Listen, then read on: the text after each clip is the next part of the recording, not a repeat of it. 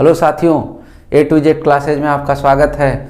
और आज हम लोग जो भूतकाल चल रहा था उसके जो 6 भेद होते हैं, 3 भेदों को हमने जान लिया था और जो आगे के जो 3 भेद और बचे हैं उनको जान लेते हैं कि जो आपकी परीक्षा के लिए उपयोगी हैं। किस तरह से परीक्षाओं में वो प्रश्न आते हैं, कौन कौन से प्रश्न आते हैं। आप कहते हैं कि भूत भविष्य वर्तमान ये 3 बस जानते हैं, नॉर्मली रूप से ये तीनों आप जानते हैं, लेकिन इनके भी अलग अलग भेद होते हैं और इन भेदों से ही प्रश्न आते हैं। ये नहीं कभी प्रश्न आते हैं भूतकाल से, नो नो नो, इनके आपके जो भेद होते हैं इन भेदों से ही प्रश्न आते हैं और आप उन भेदों को समझ नहीं पाते हैं और प्रश्नों को कर नहीं पाते हैं, जिससे आपका वो प्रश्न जो होता है छूट जाता है और तुक्का लगाने पे आप विश्वास करते हैं। तो तुक्का क्यों लगाएंगे भैया, आप उन भेदों को अच्छे से जान लीजिए, समझ लीजिए और उसका आंसर ठीक ढंग से दीजिए। और अभी तक जितने लोगों ने हमारे चैनल को सब्सक्राइब नहीं किया है वो चैनल को सब्सक्राइब करें, लाइक करें, शेयर करें और अधिक से अधिक लोगों को शेयर करें। अभी जो लोग भी जुड़े हैं वो एक बार अपने ग्रुप में ये अलग अलग लोगों को, जो फ्रेंड उनके जानते हैं, वीडियो से रोज़ जुड़ते हैं, भूले हैं, उनको वो वीडियो को शेयर करें और तुरंत उनसे वीडियो को जुड़ने के लिए कहें। और जितने भी लोग हैं एक एक को ज़रूर शेयर करें। जो लास्ट से जुड़ते हैं वो फिर से वीडियो देख सकते हैं, फिर जो पहले जुड़ गए हैं वो लोगों को वीडियो शेयर करने का काम कर दें। तब तक के लिए जो भी क्रियाएं चल रही हैं, जो भी कार्य चल रहे हैं उस पर वो ध्यान से देते रहें, देखते रहें और कैसे कैसे कार्य होते हैं। सबसे पहले हम बात करते हैं जो भूतकाल के भेद होते, 3 हो गए थे, आज हम उसी के बात करते हैं अपूर्ण। जो चौथा है अपूर्ण भूत। भूत वो डराने धमकाने वाला नहीं भूत भाई, ठीक ना, जिससे आप बचपन में डर जाते थे, आज भी डर लगता होगा, रात जब अंधेरा होता होगा तो शायद डर लगेगा। भूत भूत कुछ नहीं होता है, यही वो भूत है जो अपूर्ण रूप से दिखाई दे रहा है। तो अपूर्ण भूत काल क्या होता है, अपूर्ण भूत क्या होता है, एक परिभाषा बताइए, जल्दी बताइए, जल्दी बताइए परिभाषा। इसमें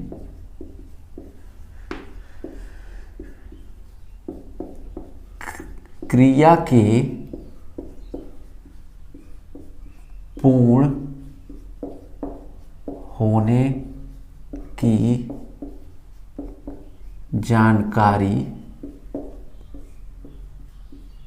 नहीं मिलती है।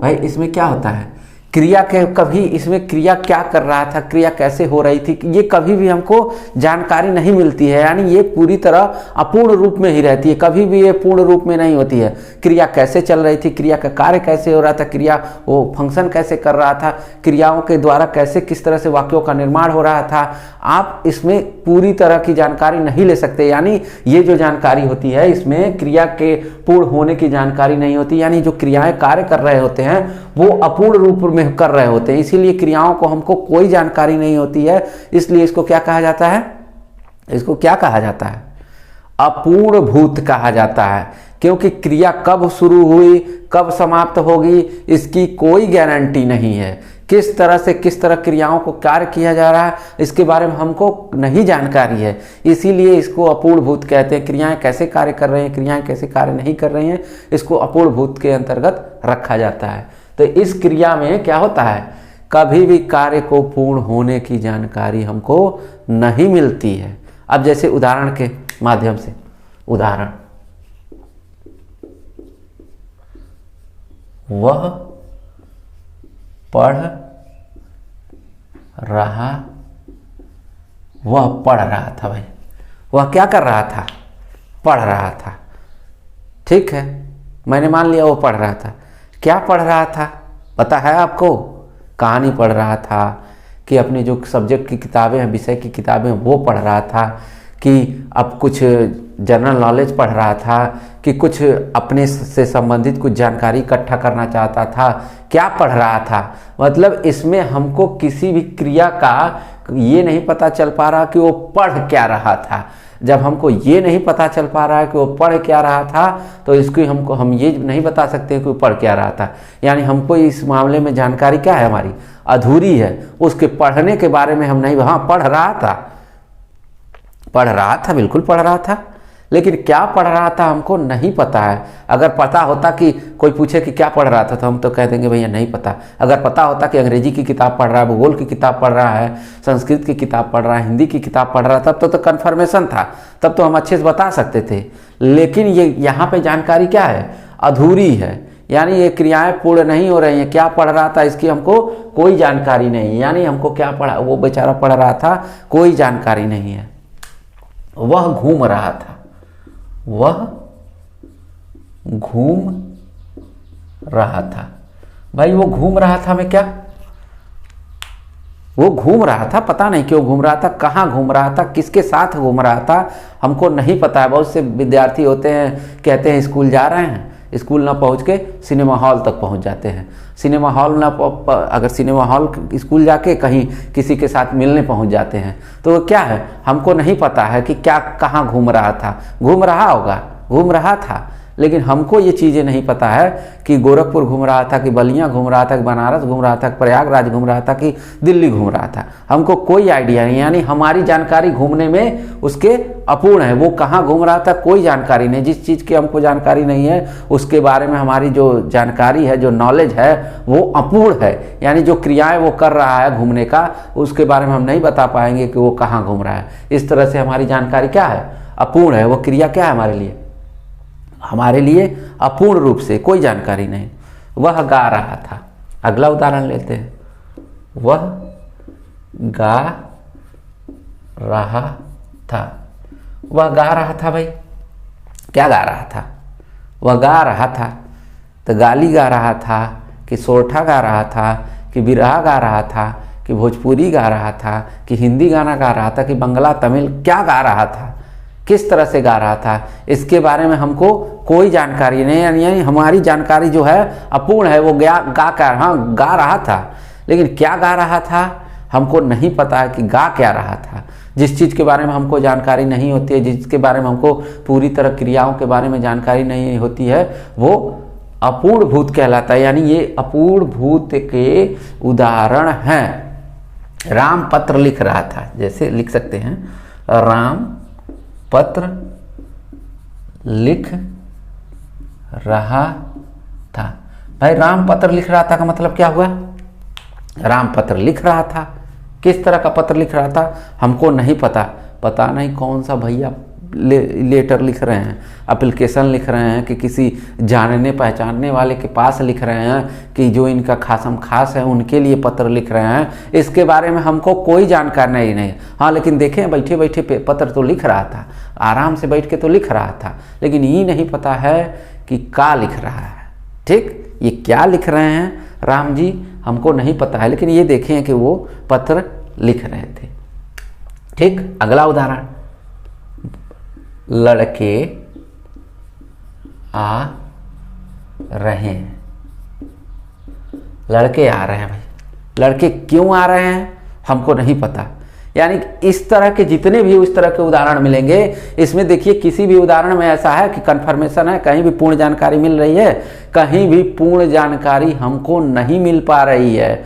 लेकिन ये चीज़ें हैं कि लड़के आ रहे हैं, राम पत्र लिख रहा है, इस तरह के जितने भी आपको एग्जाम्पल दिखाई देंगे जिसमें कहीं भी आपके किसी भी क्रिया के पूर्ण होने की जानकारी नहीं मिल रही है, तो उसको क्या कहेंगे, अपूर्ण भूत कहेंगे। ठीक, यहाँ तक किसी को कोई कन्फ्यूजन हो तो एक बार कमेंट के माध्यम से हमको बता दे। किसी को कोई दिक्कत हो इस प्रश्न में कि सर ये चीज़ें हमको नहीं समझ में आ रही है, अपूर्ण भूत कैसे आप कह रहे हैं, तो जिसमें हमको क्रिया की पूर्ण होने की जानकारी नहीं हो रही है उसी को तो हम कह रहे हैं अपूर्ण भूत। ठीक, तो ये इस तरह के उदाहरणों के माध्यम से आप जान सकते हैं कि कौन सी चीज़ें हैं। अब अगला उदाहरण है, उदाहरण ना कह के पांचवा बताते हैं। पांचवा क्या था भाई, भूतकाल का पांचवा भेद कौन सा है आप बताएं, कमेंट के माध्यम से बता दीजिए। संदिग्ध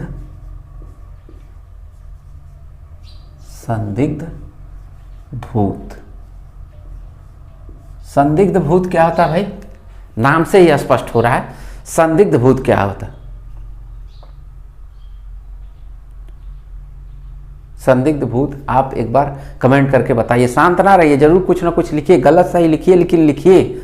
आप हमको भी तो पता चले कि आप इंटरेस्टेड है, कि वीडियो चालू करके कहीं घूम रहे हैं, हमको भी पता चले कि आप कुछ कर रहे हैं। बहुत सारे स्टूडेंट हैं हमारे, उसके जवाब दे भी रहे हैं, आप भी जवाब दीजिए। जितने लोग हैं मन में है चल रहा है संदिग्ध भूत होता क्या है, गलत सही नाम से भी स्पष्ट है।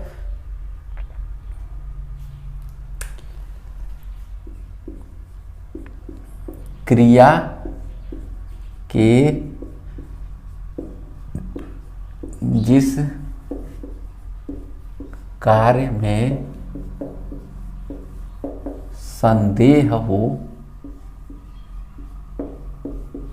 उसे संदिग्ध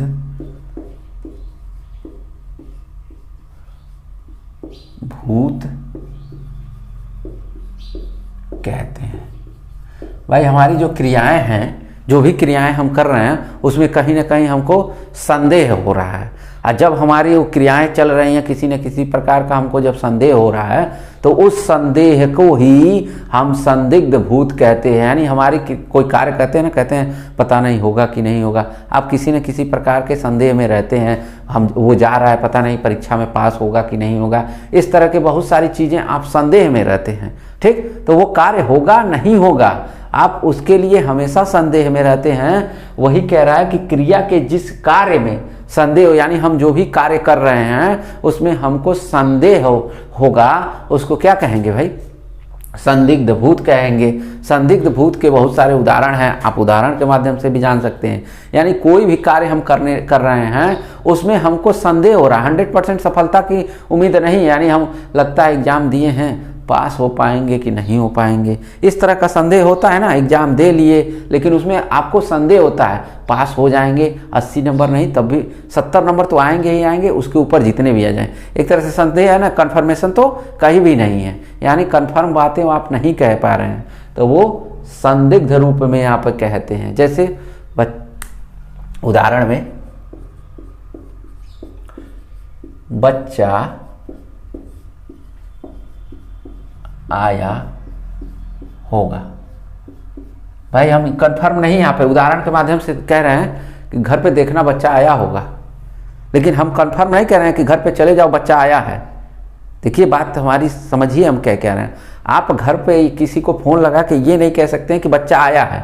बच्चा आया है यानी कंफर्म है, आप कहीं से संदिग्ध नहीं है। लेकिन यहाँ पे उदाहरण में क्या कह रहा है? बच्चा आया होगा, यानी हम कह रहे हैं थोड़ा देख लेना बच्चा आया होगा। तो हम कंफर्म होके नहीं कह रहे हैं, हमको पूर्णतया जानकारी नहीं है, लेकिन हाँ एक बार कह रहे हैं कि देख लो जरा कि आया होगा, लेकिन कंफर्म नहीं है। अगर यही कहते वहाँ पे जाओ बच्चा आया है, तो यानी कंफर्म जानकारी, हमको कोई भी किसी भी तरह का संदेह नहीं है। लेकिन अगर हम कह रहे हैं कि बच्चा आया होगा, यानी हमको भी नहीं पता है कि बच्चा आया होगा। और कह सकते हैं राम ने गाना गाया होगा। राम जाते हैं गाना गाने के लिए, ठीक। राम गाना गाने जाते हैं तो हमसे तो कह के गए हैं कि गाना गाएंगे जाएंगे वहाँ पे, लेकिन हमको ये नहीं पता होता है कि वो पार्टिसिपेट करने गए हैं, अभी उनका प्रोग्राम ख़त्म हो गया है कि बाकी, यानी राम ने गाना गाया होगा कि अभी तक नहीं गाया होगा। कहते हैं ना वो एग्ज़ाम देने गया है, अभी पता नहीं उसका एग्ज़ाम ख़त्म हुआ होगा कि नहीं हुआ होगा। अगर आपको टाइमिंग पता होती है तो पता नहीं वो एग्ज़ाम में बैठा होगा कि नहीं बैठा होगा।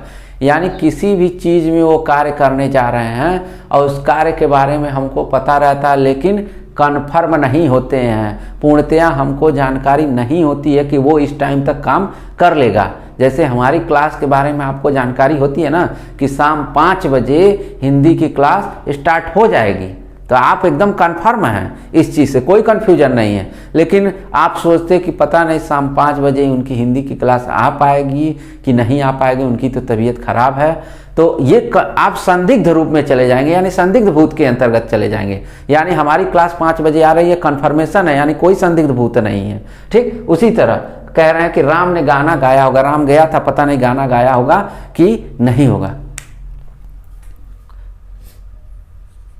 रानी ने कहानी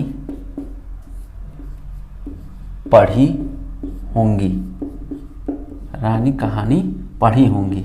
अब ये कहता है कि रानी के पास हमने एक पुस्तक दी थी, रानी नाम की एक लड़की हैं, उनको हमने एक पुस्तक दी थी, पता नहीं वो कहानी पढ़ी होंगी कि नहीं पढ़ी होंगी, हमको कोई आइडिया नहीं है। अगर वो सामने से आके कहती कि मैंने आपकी किताब पढ़ ली है, इस तरह की स्टोरी है उसमें और बहुत अच्छी मुझे स्टोरी लगी, तो आप कन्फर्मेशन हो सकते थे। चाहे आप उनको पढ़ते समय देख लिए होते पढ़ रही हैं कि नहीं, तब भी आप कन्फर्म थे। लेकिन आपने उनको बुक दे दिया, पता नहीं वो आज पढ़ेंगी कि कल पढ़ेंगी कि परसों पढ़ेंगी कि पढ़वे नहीं करेंगी। आप कहीं भी यहाँ पर नहीं कह रहे होंगे, आप यही कह रहे हैं कि रानी ने कहानी पढ़ी होंगी, मतलब हमको ये नहीं पता कि पढ़ी हैं कि नहीं पढ़ी हैं। ठीक, अगला उदाहरण, ट्रेन छूट गई होगी। ट्रेन छूट गई होगी, भाई गया था बेचारा ट्रेन पकड़ने समय से, लेकिन रास्ते में उसको क्या हो गया, लेट हो जाता है। और जब लेट हो जाता है तो पता नहीं, अब शंका मन में रहता है, पता नहीं हमको ट्रेन मिलेगी कि नहीं मिलेगी, ट्रेन की टाइमिंग तो इस टाइम है, अगर हमारा लेट हो रहा है हमारा ट्रेन मिलेगा कि नहीं मिलेगा, हमको कोई जानकारी नहीं कि वो ट्रेन उसको मिलेगी कि नहीं मिलेगी। उसी आधार पर कहते हैं ट्रेन छूट गई होगी, हमको ये नहीं पता ट्रेन उसको मिली है कि छूट गई होगी, कोई जानकारी नहीं है। छूट गई होगी, मिली भी हो सकती है, यानी वही पूछ रहे हैं ट्रेन छूट गई होगी, यानी हैं क्या, पूछ रहे हैं क्या, क्लियर हैं क्या कि ट्रेन मिल गई कि छूट गई, पूछ रहे हैं छूट गई होगी, कोई कंफ्यूजन नहीं है। अब हम इस तरह के उदाहरण लिखना चाहें तो बहुत सारे और भी कह सकते हैं, राम ने पत्र लिखा होगा, और भी उदाहरण, सीता ने खाना खाया होगा, माताजी ने उसको बुलाया होगा, शादी में वो गया होगा। इस तरह के बहुत सारे उदाहरणों को लिखना चाहें तो हम लिख सकते हैं, लेकिन उदाहरण ही बस लिखते रहें और क्या मतलब रहा। आपको ये चीज़ें बस समझ में आनी चाहिए, एक लाइन में ये चीज़ें आपको समझ में आ जा रही हैं, आप क्लियर के साथ। यही यूपीएससी में यही प्रश्न पूछ दिया था, संदिग्ध भूत का ही वो प्रश्न पूछ दिया था, और बहुत सारे लोग ये जान ही नहीं पाए कि ये संदिग्ध भूत होगा।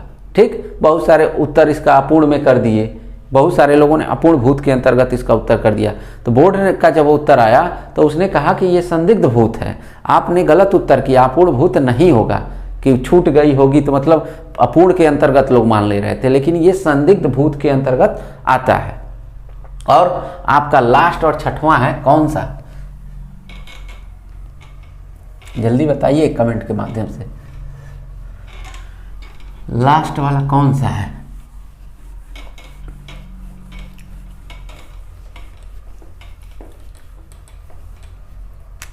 छठवां जो है आपका हेतु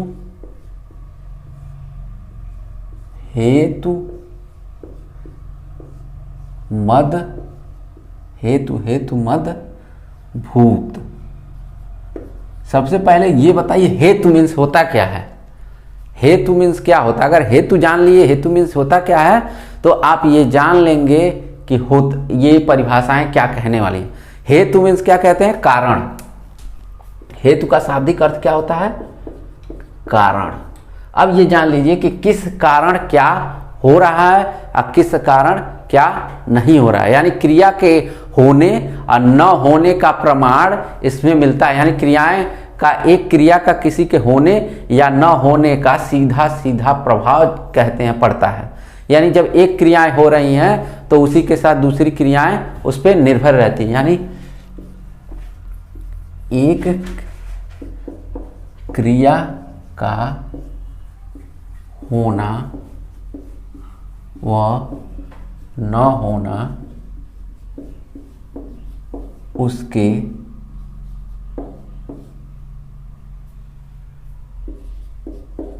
होने उसके दूसरी क्रिया उसके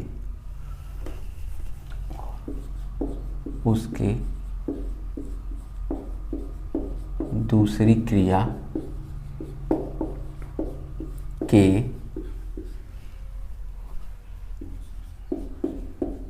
होने व न होने पर निर्भर करता है उसे हेतु मद भूत कहते हैं। यानी एक क्रियाएं क्या होती हैं, हो रही हैं, नहीं हो रही हैं, इससे क्या करता है, दूसरी क्रियाओं पर भी इसका प्रभाव। यानी एक क्रिया हो रही है तो दूसरी भी क्रिया हो जाएगी, एक क्रिया नहीं हो रही तो दूसरी क्रिया भी नहीं हो रही। इससे यह पता चलता है कि जो क्रियाएं अभी थोड़ी देर पहले होने वाली थी वो भूतकाल होने वाली थी, लेकिन किसी कारणवश नहीं हो पाए। यानी कह सकते हैं इससे यह पता चलता है कि क्रियाएं भूतकाल की होने वाली थी, लेकिन किसी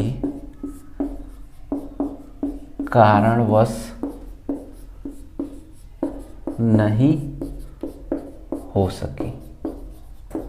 कारण है ना हेतु मद में, यानी कहा जाता है कि जो क्रियाएं अभी हो गई होती वो भूतकाल में चली गई होती, लेकिन किसी भी कारण की वजह से, किसी कारण की वजह से, ये कारण है ना, देखिए ये कारण है ना हेतु मद। यानी हम कह सकते हैं कि जो क्रियाएं अभी हम कर लिए होते, पास हो गए होते, तो हमारे लिए ये भूतकाल में चली गई होती, लेकिन हम किसी कारण से वो क्रियाएं नहीं कर पाए, यानी हम पास नहीं हो पाए, तो वो हमारे लिए क्या हो गई भाई, वो हमारे लिए कारण हो गए। यानी अब वो हमारे लिए वर्तमान काल में लागू हो जाएंगी फिर से, यानी वो भूतकाल होते होते रह गए। यानी हम एग्जाम में पास होते होते रह गए, यानी अब दोबारा हमको एग्जाम फिर देना पड़ेगा। यानी हमारे लिए वो भविष्य कथन में चली गई, ये हमारे लिए भूत नहीं हो पाई। यानी जो पास हो जाते हमारे लिए एक गौरव की बात हो जाती, हमारे लिए एक इतिहास बन जाता कि हम पास हो गए, वो हमारे लिए भूतकाल की क्रिया हो जाती। लेकिन हम उस एग्जाम को पास नहीं कर पाते हैं, इसीलिए ये हो नहीं पाया, ये हेतु मद कारण हो नहीं पाया। यानी कहा, अब स्पष्ट तरीके से सुन लीजिए कि हम कोई कार्य करना चाहते हैं और वो कार्य किसी कारणवश नहीं हो पाता है। अगर वो कार्य किसी कारणवश नहीं हो पाता है तो उसे हेतु मद भूत कहते हैं। जो क्रियाएं आराम से हो सकती थी, आप उसको कर सकते थे, वो भूतकाल की क्रियाएं होने वाली थी, लेकिन किसी कारणवश वो भूतकाल की क्रियाएं नहीं बन पाई और आपके भविष्यकाल की वो क्रिया बन गई। जैसे आप उदाहरण बताइए, उदाहरण आप बताएंगे, पहला उदाहरण क्या हो सकता है? कहते हैं ना, यदि तुमने मेहनत की होती तो पास हो गए होते। यानी कह रहे हैं कि अगर तुम मेहनत किए होते, अगर तुमने मेहनत की होती अल्प विराम, तो पास हो गए होते। यानी हम कह रहे हैं कि अभी ये मेहनत पास हो गया होता तो ये भूतकाल की क्रिया हो जाती कि नहीं हो जाती?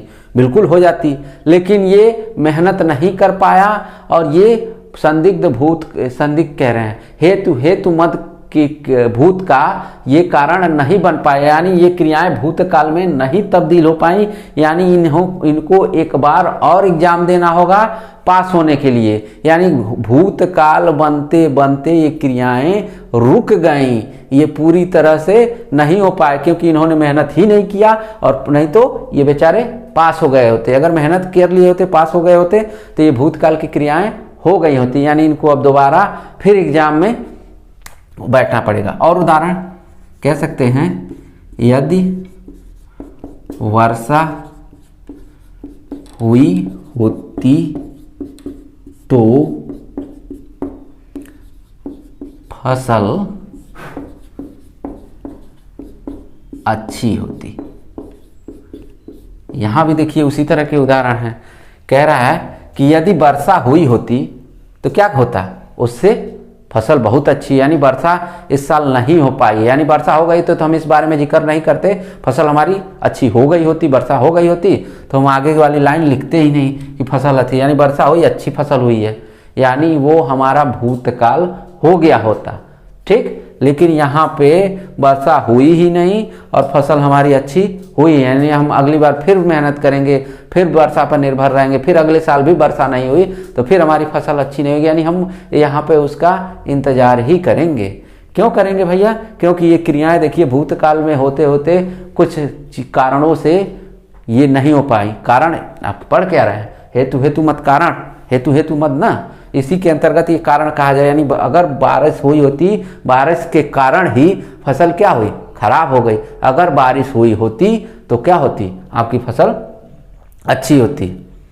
कहते हैं ना,